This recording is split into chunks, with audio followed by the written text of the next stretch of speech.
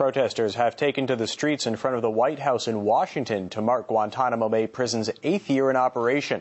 President Obama had earlier promised to close the facility during his first year in office, but as RT's Lauren Lister reports, those hopes for change have faded away. End torture! Yes, we can! Restore the rule of law! Yes, we can! And close Guantanamo. That's their message. Target the White House. But should they be here protesting? No, we should be here in celebration of its closure, as President Obama promised nearly a year ago today. But here they are. All those who seek justice.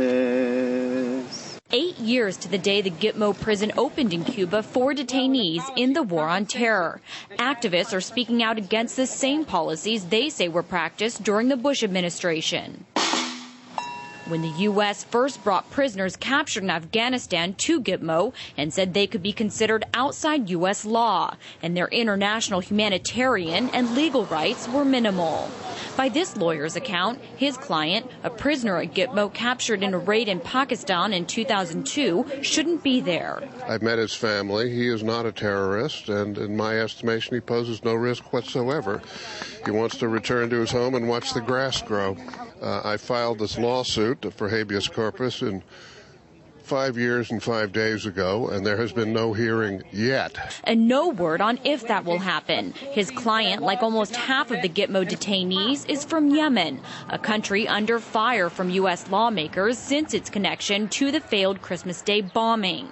President Obama says he's suspending sending Gitmo detainees back there for now. These protesters are dressed in prison suits, and they're marching in silence, they say, in solidarity with the prisoners at Guantanamo Bay. Also in solidarity, after this, they'll begin a 10-day hunger strike, like they say so many at Gitmo have also done. Just to try to be a voice for the voiceless, people who in Guantanamo have been fasting. Many of them have been forcibly fed, yet their voices aren't getting out to the American public.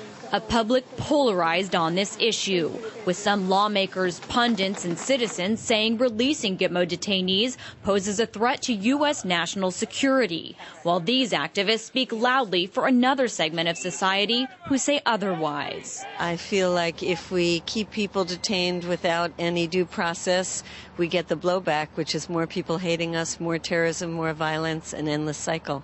As for Mr. Truitt, he says his client's attitude remains positive, and he retains lawyers for his cause. But he believes that Allah will ultimately release him. The question is whether the U.S. government will. Lauren Lister, RT, Washington, D.C.